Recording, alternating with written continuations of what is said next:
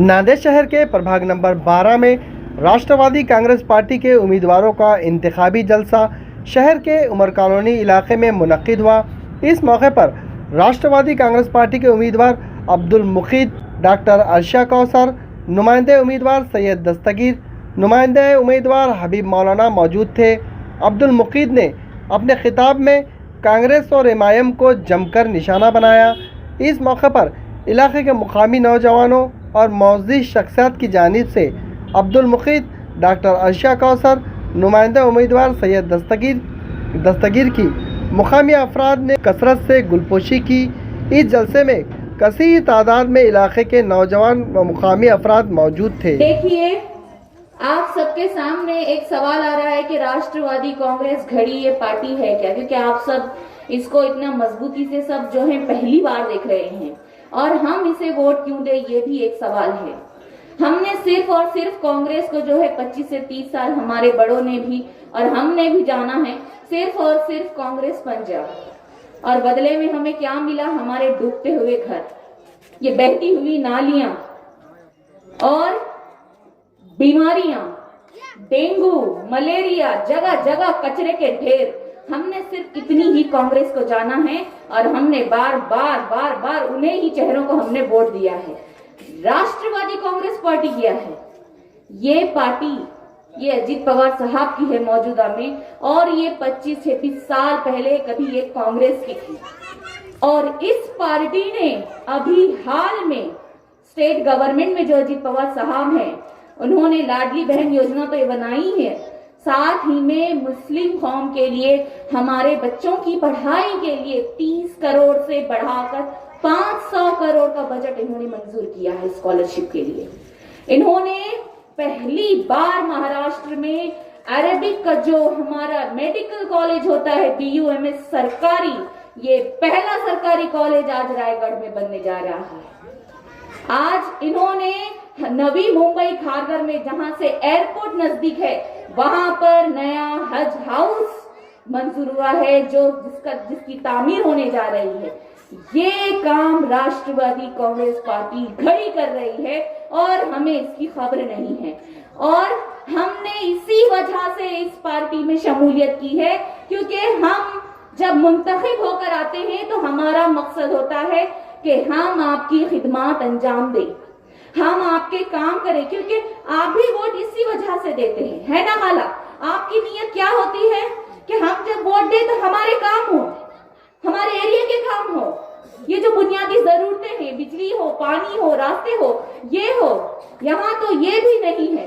तालीम और सेहत की बात तो बहुत दूर की बात है। आज राष्ट्रवादी कांग्रेस पार्टी आज यही उम्मीदें लेके आपके सामने एक मौका रख रही है।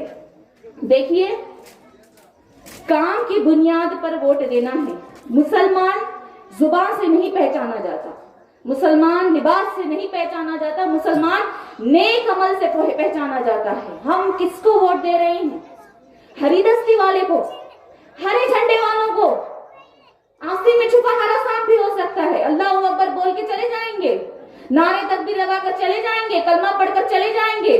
घर जब आपके डूबेंगे तब क्या होगा? आपको मुआवजा नहीं मिला है। हबीबिया कॉलोनी में कई घर ऐसे हैं, हमें कई शिकायतें आई हैं कि यहाँ पर घरों में पानी हुआ है मगर हमें मुआवजा नहीं मिला है। ये किससे पावर होता है? स्टेट गवर्नमेंट में। शेर आया, शेर आया, शेर आया, शेर आया। हम तुम्हारे साथ हैं, हम तुम्हारे साथ हैं। औज़ुबिल्लाहि मिनश्शैतानिर्रजीम, बिस्मिल्लाहिर्रहमानिर्रहीम, नहमदुहु नसल्ली अला रसूलिहिल करीम, अम्मा बाद। दयारे इश्क में अपना मुकाम पैदा कर, दयारे इश्क में अपना मुकाम पैदा कर। नया ज़माना, नई दुनिया, नई सुबह, नई शाम पैदा कर। खुदा अगर दिले फितरत शनाज दे तुझको, सुकूत लाले गुल से कलाम पैदा कर। मेरा तरीक़ अमीरी नहीं फ़कीरी है, खुदी ना बेच गरीबी में नाम पैदा कर। आज के इस इंतखाबी जलसे के उम्मीदवार आली जनाबा डॉक्टर अर्शिया कौसर साहिबा और बशीर खान पठान, दस्तगीर भाई, हबीब मौलाना साहब स्टेज पर मौजूद, सभी नौजवान, बैठे हुए बुजुर्गों, दोस्तों, इस तमाम हल्के के जिम्मेदारान, इस वार्ड के जिम्मेदारान और मेरी घरों में बैठकर सुनने वाली पर्दा नशीन और माँ और बहनों, दरअसल में अब इंतखाबात का सिलसिला शुरू हुआ। इंतखाबात जब आते हैं तो लीडर लोगों को, हमारे नुमाइंदों को हमारे वार्ड की याद आती है और वो देखने को चले जाते हैं कि वार्ड में क्या हाल चाल है, कहीं नमाज जनाजा है या कहीं जो है किसी को खाना देना है या किसी को बीमार पुरसी करना है। 5 साल नहीं दिखते आपको, ये सिर्फ और सिर्फ जब इलेक्शन आता है तो इलेक्शन के सामने दिखते हैं। 5 साल जब चुन के जाते हैं उसके बाद गायब हो जाते हैं। बहरहाल अभी हम 4 लोग हमारे पैनल में राष्ट्रवादी की जानिब से खड़े हुए हैं। आप सभी जानते हैं कि मुखीद तो कोई तारुफ का मोहताज नहीं, लेकिन फिर भी आपके सामने खड़ा है और वजह तलाश करने के लिए आया है।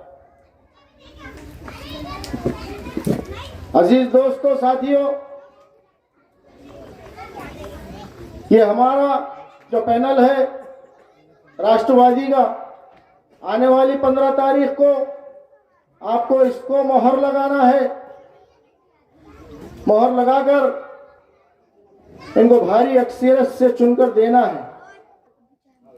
मैं बुराई को रोकने का काम और अच्छाई का काम करने वाला आदमी हूं।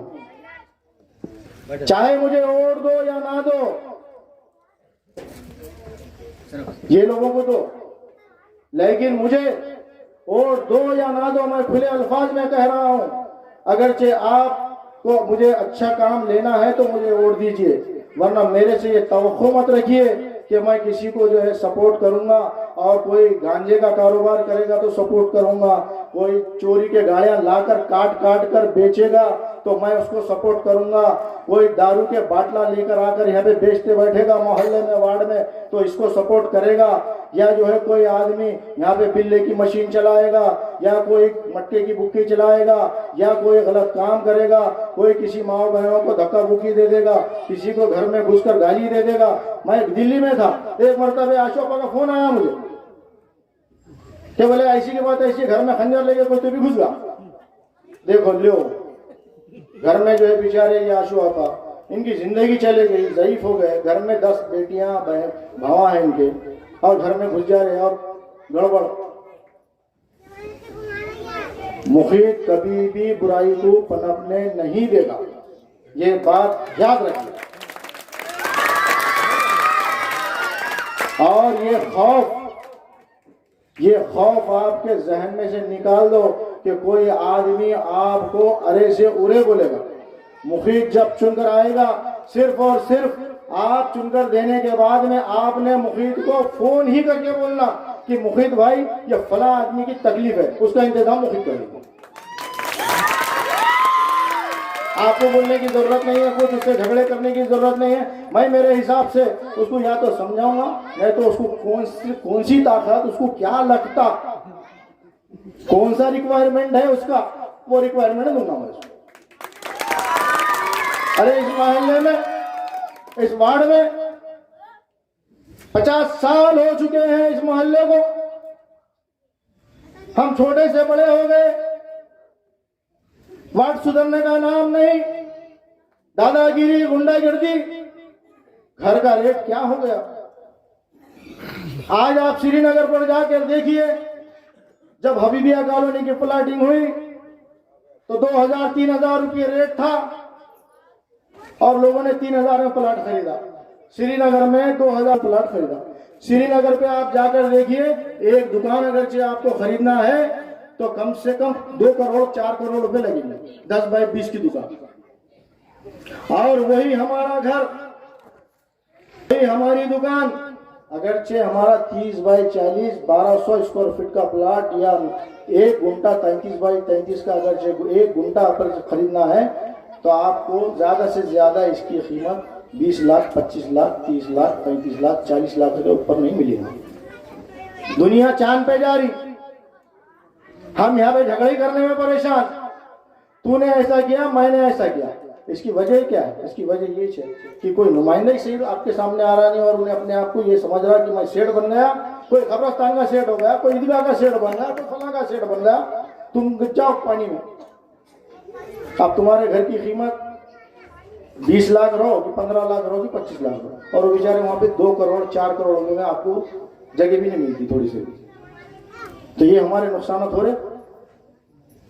हमारा बच्चा छोटे से बड़ा हो रहा, छोटे से बड़ा होने के बाद उसको कोई बराबर तालीम अगरचे रहेगी, कोई परफेक्शन रहेगा, माहिर रहेगा, स्किल्ड रहेगा, चाहे उन्हें एक हुनर में रहने दो, चाहे एक वेल्डर बनने दो, चाहे एक अच्छे से ड्राइवर बनने दो, चाहे एक अच्छे से कोई कारोबार करने वाला बनने दो, तो अच्छा बनेगा, स्किल बनेगा तो धंधा करेगा, कारोबार करेगा, तिजारत में बरकत आएगी। लेकिन उसको मौका ही नहीं दिया जा रहा। यहाँ पे कोई दुकान लगाए, कोई पहली बात तो दुकान लगाने को तैयार नहीं। अब यहाँ पे कोई आना तो दादा आदमी ने दुकान लेना किराए से तो उसकी दुकान चलती, गरीब आदमी तो यहाँ पे डाला, दुकान खोला, ओपनिंग करा कि तीसरे दिन उसको बंद करके भागना पड़ता। आप देख रहे खंडी मांगने वाले बहुत लोग हो गए। अरे गोश्त की दुकान पे, मुझे एक गोश्त वाले ने बोला मुखित भाई मैं परेशान हूँ, गोश्त की दुकान पे आके ऐसा खड़े रह जा रहे और 1 किलो गोश्त दो बोलो। अब पूरे गिरेक को छोड़ना और 1 किलो गोश्त फ्री में देना उसको खंडी। अब उन्हें अगरचे बोला, मैं बोला एक काम कर, तू पुलिस में जा कंप्लेंट कर, पुलिस को मैं फोन लगा दूं। अब वो डर रहा, उन्हें बोला नहीं मुखित भाई अब मैं अगरचे ऐसा कर। मैं बोला देख मैं भी तेरे जैसा इंसान हूँ, आज मैं कोई नगर सेवक नहीं हूँ। अगरचे मैं नगर सेवक रहता था तो मैं भी क्या करता था कि मैं एक नगर सेवक की हैसियत से वहाँ पे जाता भी था, बोलता भी था, उसके बाद में ऊपर से फोन भी लगाता था।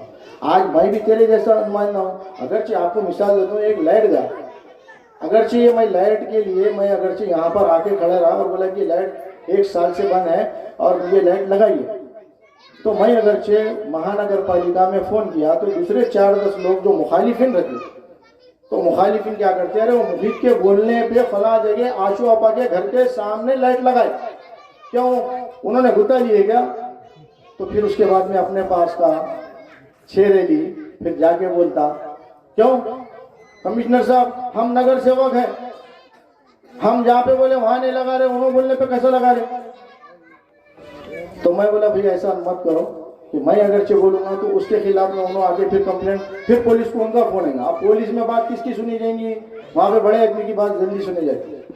तो वहां पे क्या होता है कि एक नगर सेवक, एक महापौर, महापौर किसको बोलते हैं? महापौर यानी के प्रथम नागरिक, तो प्रथम नागरिक की पहले बात सुनी जाती।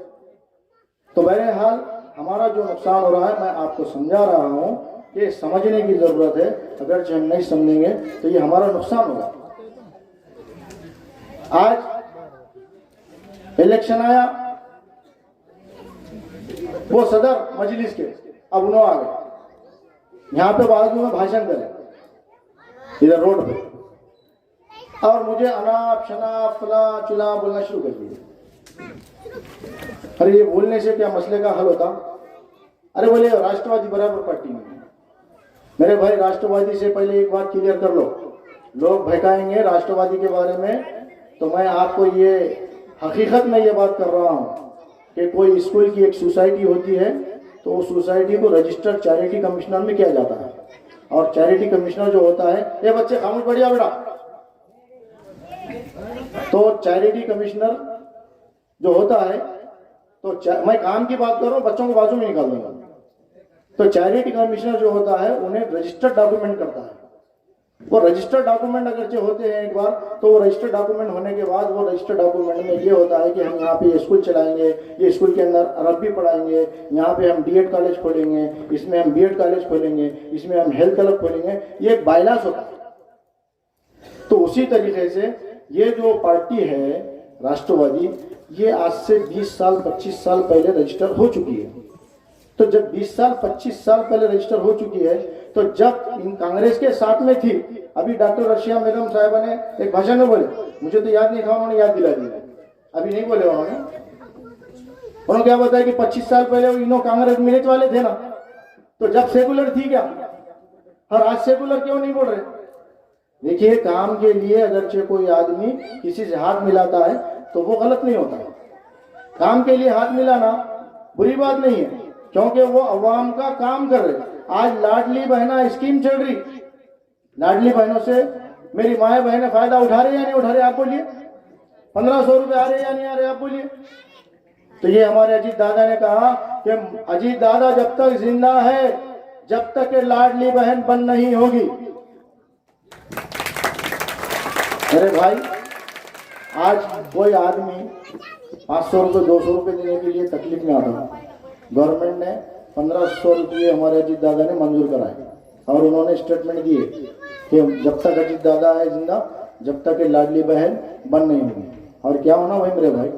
अच्छा, ये तो ठीक है, इसके अलावा भी कई स्कीमात हैं। अब वो स्कीमात तक आपको फायदा नहीं पहुंचेगा। बहरहाल, वो जो राष्ट्रवादी की बात, तो राष्ट्रवादी एक सेकुलर पार्टी है और ये जमाने माजी में इसका रजिस्टर्ड डॉक्यूमेंट हो चुका है। तो अब वो पार्टी सेकुलर हो गई, अब उसका जहन भटकने वाला नहीं, अब वो खाली सपोर्ट करने के लिए जाएगी। अब जिस तरीके से आपने यहाँ पे हमारे भाई भाई को चुन के दिया था, आसिफा बेगम अब्दुल बारी, हमारे भाभी को चुन के दिए थे, मैं भाभी बोलता हूँ हमारे, तो ये आसिफा बाजी जो टीचर है, इनको चुनकर दिया 1997 में। ये सभी लोग हमारे हबीबा कॉलोनी के लोग थे। हमने क्या किए कि लेकर जाके हम समझ सेठ बागवान, अल्लाह उनको जन्नत नसीब करे, वो दुनिया में नहीं रहे, उन्होंने क्या किया कि मुहित भाई और हम जो है यहाँ पे एक टाकी बनाने का काम करेंगे, लेकिन अपने को एक शिवसेना से हाथ में हाथ मिलाना पड़ेगा। आपको मालूम है अजीज साथियों, दोस्तों, बुजुर्गों, कि हमारी माए बहनें जो पानी भरती थी, रात में 2 बजे उठकर पानी के लिए लाइन में और कतार में खड़ी होती थी और सबको 2-2 घड़े पानी के ऊपर नहीं मिलता था, और किसी ने 3 घड़े पानी ले लिया तो उसका झगड़ा पुलिस स्टेशन में चले जाता था। रोज 4 झगड़े होते थे, तो खाली सिर्फ पानी के। उस वैसे दौर में हमने कदम उठाया और कदम उठाकर हमने शिवसेना से और बीजेपी जो जयप्रकाश मुंडला बसमत के, उनसे बात की, और बात करने के बाद हमने ये बात की कि हम 9 नगर सेवक, 11 नगर सेवक आपके साथ में आएंगे, और 11 नगर सेवक में समझ सेठ बागवान को चेयरमैन बनाना पड़ेगा, नजीर अहमद बाबा को नायब सदर बनाना पड़ेगा, और यहाँ पर हमारे लिए एक मुसलमानों के लिए पानी की टाकी का इंतजाम करना पड़ेगा आपको, तो हम आपके साथ में हाथ मिला सकते हैं। मेरे भाई, कोई गलत काम हुआ? हमारी माए बहनें जो रात में 2 बजे के वक्त में आराम करने के बजाय मासूम बच्चे को अपने से अलग करके पानी के लिए, झगड़े के लिए जाती थी, तो हमने वो पानी का इंतजाम किया, पानी की टाकी बनाए। जब टाकी बनाई गई तो टाकी बनाने के वक्त में कई अड़थड़े आए, वो जगह नहीं थी, 3 एकड़ जगह 4 एकड़ जगह एक्वायर करने लगा। हम वो एग्रीकल्चर डिपार्टमेंट की जगह थी, रोहिदास चौहान उसके मिनिस्टर थे, फिर उनको बात करे, फिर वो जमीन दिए। तो ये कांग्रेजियां और ये कांग्रेजी दलाला, इन्होंने जाके क्या किए, वो निजामाबाद से एक चाउस को उठा के ले गए और बोले कि चाउस, और ये जमीन तो तुम्हारी है, इसके ऊपर स्टे लो। उन्होंने आए देखे, उन्होंने बोले ये मैंने निजाम के वक्त में एक कलेक्टर था, वो कलेक्टर को मैंने 50 साल की 60 साल की लीज पे दे दिया, और अब ये गवर्नमेंट के ताबे हो गई, अब मैं इसको कुछ नहीं कर सकता, ना मैं स्टे ले सकता, ना इसको कुछ। और मुसलमानों के लिए पानी की टाकी का इंतजाम हो रहा, और आप इसको रोकने की बात कर रहे। बहरहाल, हमको जो पानी की टाकी के लिए जो परेशानियां हुई, तो आज हम भुला नहीं सकते, और हमने अपने आप को बदनाम कर लिया, लेकिन हमने वहां पे पानी की टाकी बनाई। ये है हमारे काम। ये लोग क्या बना रहे? अभी तक भी जो पाइपलाइन है, ब्रिजिंग लाइन जो आती है, जो पानी से जो काबरा नगर से पानी आता है तो वो पानी हमने ही लाया आज तक वो टाकियों में। इन्हों तो सूखे टाकियां बना रहे और अपना कमीशन निकाल रहे। कहां कहां कमीशन नहीं है इनका। वो शेर अली का काम तो गुत्तेदारी करने का है। यहाँ टाकी बनाया बोल रहा, वहां टाकी बनाया बोल रहा, यहाँ पे ये करा, क्या करा? अभी तक तो कुछ भी नहीं मिला। ना गार्डन बना, वहां पर गार्डन की जगह अरे बीच आबादी में पहले तो हमारे को यहाँ पे ट्रीटमेंट प्लान लाकर डाल दिया गया कांग्रेस के दौरे हुकूमत में। आपको मालूम है कि ट्रीटमेंट प्लान जो है, रिसर्च बड़े बड़े स्कॉलर ने रिसर्च किया कि आगे यहाँ पर जो बच्चे जो पैदा होंगे वो लंगड़े और लूले पैदा होंगे गर्मी की वजह से। जहां पर वो ट्रीटमेंट प्लांट है वहां पे मुसलमानों की आबादी है। अभी आप जाकर देखिए तो पानी जो जमीन में से जो बोर मार रहे हैं, आप यहाँ पर बैठे आपको नहीं मालूम, वहां जो बोर मार रहे हैं तो पूरा पानी ड्रेनेज का निकल रहा अंदर पूरा। 200 फीट मारो, 300 फीट मारो, 400 फीट मारो, उसमें पूरी गंजी बो आ रही। वो लोग बेचारे डब्बे लेके घूम रहे इधर आके और डब्बों से पानी लेके जाके पी रहे। आप जाकर देखिए तो मुसलमानों के ऊपर ये तो थोपा गया ट्रीटमेंट प्लांट। इसके बाद में हुआ क्या? अरे यही कांग्रेस जी आपस में लड़ लिए। यही शेर अली वो फारूकदौला के खिलाफ में बोल रहा। अरे वो फारूकदौला ने बोला कि ये यहाँ पे गार्डन बनाने, अपने वार्ड का नहीं था वो, लेकिन उन्होंने बोला कि ये गार्डन बनाने के लिए जगह मुख्तस करे और इसके ऊपर 2, 4, 5 करोड़ 10 करोड़ रुपए का फंड आया और ये कहाँ सर्व कर रहे पैसा। तो बोले खामोश, खबरदार, अगले दिनों में तुम्हारा टिकट कट जाएगा आपसे, आपने बोलना नहीं कुछ भी। और सैयद शेर अली ने और उनके साथीदारों ने साइन कर दिए और एक ट्रीटमेंट प्लान आबादी के अंदर चालू होगा, काम चालू है। क्या अच्छे कारखाने लेके आ रहे हमारे पास, गूगे खड्डे, वाह वाह वाह, मच्छर का कारखाना, खटमल का कारखाना। अब काटो वहां जाके देखो आप कितने बड़े बड़े मच्छर हो रहे। ये है इनकी हालत। खबरस्तान की जगह बेच दी गई। एक खबरस्तान था, दूसरा खबरस्तान होगा, तो यही कांग्रेसियों ने वहां से खबरस्तान का रिजर्वेशन हटा दिया और वो खबरस्तान जो है आज फिर जगह मालक के पास चलेगा और वो जगह अब वो मालक जो प्लॉट बेच रहा, कौन रोकने वाला नहीं। ये अपने नुमाइंदे, डुप्लीकेट नुमाइंदे, ऐसे नुमाइंदों को आप चुनकर दे रहे और इन्हों हमारे लिए क्या काम कर रहे। ये नुकसानात है हमारे, और नुकसानात की भरपाई ये वक्त जब चले जाता है तो वक्त वापस नहीं आता। वक्त तो ऐसा बह रहा है जैसा पानी की तरह। समंदर में जिस तरीके से पानी बहता है ना, उस तरीके से वक्त बह रहा है। देखते देखते 50 साल हो गए, एरिया का कोई विकास नहीं है, कोई स्कूल नहीं बनाए, कोई कॉलेज नहीं बनाए, कोई एक इंग्लिश स्कूल बना था हमारे मासूम बच्चों के लिए। आपने एमपी को चुन के दिए, एमएलए को चुनकर दिए। कभी इन्होंने बोला कि एमएलए साहब, एमपी साहब, हम आपको 40-40 साल से चुनकर दिए और हमारे बच्चों के लिए एक अच्छे से इंग्लिश स्कूल बनाइए जो कम फीस में चलेगा, जहां पर हमको 20,000 देना पड़ रहा है, 10,000 रुपये फीस देना पड़ रहा है, 25,000 रुपये फीस देना पड़ रहा है, कहीं 70,000 रुपये देना पड़ रहा है। तो कहीं बोले नहीं, इनका मुंह नहीं खुलता। इन्हों स्टेचू है, स्टेचू बोले तो समझता ना, स्टेचू बोले तो जो शोरूम में एक पुतला बिठाते और उसको क्या करते, एक शर्ट पहना के बिठा देते, तो वैसे ये स्टेचू है। स्टेचू नहीं बोलूंगा मैं, स्कर बोले तो जो खेत के अंदर जहां पे क्या करते, एक लकड़ी को ऐसा टी बनाते और क्या करते, चिड़िया, परिंदे, कौवे, जो भी परिंदे रहते वो परिंदे वो अनाज नहीं खाना, बल्कि क्या करते वो परिंदे के वास्ते वो ऐसा स्कर बनाते, बोले तो कौवे भाग जाते। तो वैसे तुमने स्कर को चुन के दिए, अभी तक तुम्हारे उनके मुंह में जबान ही नहीं है, खाली जाना बैठना। मैं जब महानगर पालिका में था तो आप देखते थे कि हमेशा कुछ ना कुछ न्यूज आती थी, यहाँ पे कत्ल खाना ला ले रहे थे। मैंने रोक दिया कि कत्ल खाना यहाँ पे नहीं आना, नहीं तो यहाँ पे भी गंदगी कर दे रहे थे ईदगाह के पास। अब ईदगाह की जमीन खरीद ली, आजू बाजू की पूरी ले लिए और बोले मेरी नहीं है वो जमीन, वो फला कार्यकर्ता ने लिया, कार्यकर्ता के नाम पे, और इन्हों भी पार्टनर है सब। अरे कब तक चलेगा? देखो जिंदगी में कितना भी आप माल कमाओगे, लेकिन ये जो परेशानी है, ये अवाम से जो पैसा आप कमा रहे, अवाम के जरिए अवाम को नुकसान देकर परेशान करके जो पैसा कमा रहे, ये आपको भी नुकसान दे और मुझे भी नुकसान दे। एक वाक़या सुनाता हूँ। हजरत उमर रज़ियल्लाहु ताला अन्हु के ज़माने में हजरत उमर रज़ियल्लाहु ताला अन्हु एक बहुत बड़े खलीफा गुजरे जिनकी 12 लाख मुरब्बा मील पर हुकूमत थी, और उन्होंने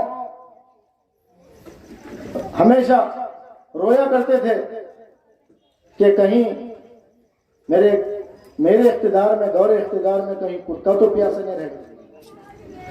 वो हजरत उमर रज़ियल्लाहु ताला अन्हु जो रात के वक्त में एरिया में घुमा करते थे और बोलते थे कि कहीं किसी के घर से कोई आवाज तो नहीं आ रही, कोई भूखा तो नहीं सोया।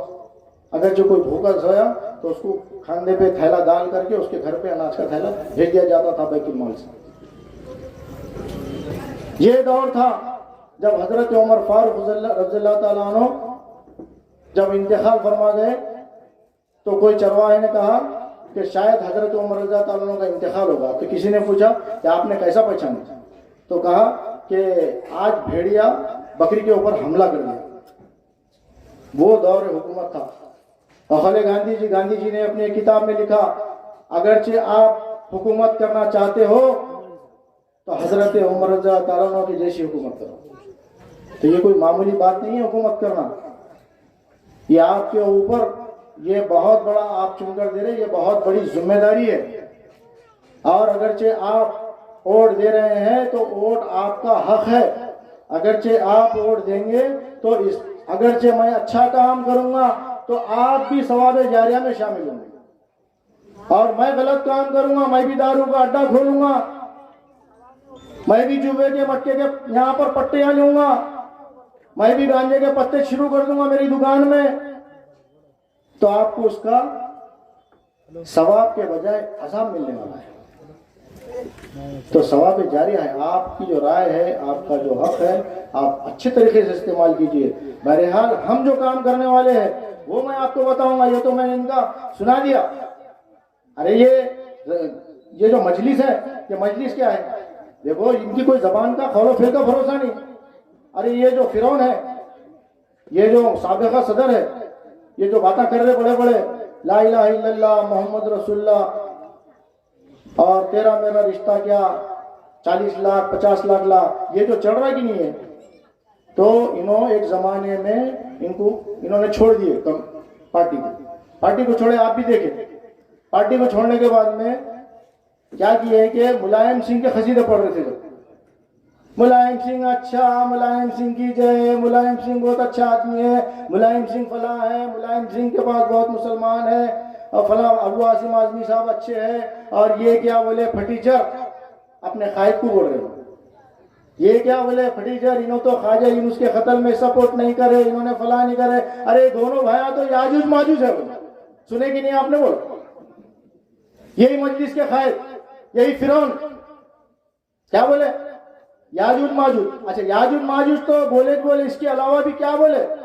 इसके अलावा ये बोले कि ये बेवड़ा है, बोले ये कायद हमारा, इसको नशा करे तक तो तकरीर नहीं कर सकता बोले। तो मेरे भाई, तुमने अपने कायद को भी नहीं बख्शे तो तुम कौम को क्या बख्शते? तुम तो जहर बेचने का काम कर रहे। तुम्हारा वजीर गुटका, तुम्हारा फला गुटका, फला ये गुटका, ये पूरा जहर बेचने का काम कर रहे ना। क्या कर रहे? बहुत अच्छा काम कर रहे हैं। बहरहाल जो भी है, जो करेगा वो भरेगा। लेकिन मुखिद में ऐसी आदत नहीं है कि मुखिद कोई गलत काम नहीं करने वाला है, आप समझिए। और इंशाअल्लाह अज़ीज़ मुखिद और हमारा मुखिद के साथ हमारा पूरा पैनल, अगरचे हमारा पैनल पूरा चुनकर दे देंगे इंशाअल्लाह, तो आप देखेंगे कि इस इलाके का नहीं बल्कि पूरे वार्ड का नक्शा बदल डालूंगा, आप देखेंगे। बहरहाल आप जो है सोचे, सुनिए, अच्छे से गौर कीजिए और फैसला कीजिए आप कि हमको जो है क्या, किसको वोट देना है। अल्लाह चाहे तो मैं बहुत अच्छे काम करूंगा। मूलभूत सुविधाओं के अलावा बहुत सारी चीजें हैं। बहरहाल उठो मेरे वतन के गरीबों को जगा दो, काखो उमरा के दरो दीवार हिला दो, ये खामोश मिजाजी तुम्हें जीने नहीं देगी, जीना है तो इस दौर में कोहराम मचा दो। अल्लाह हाफिज।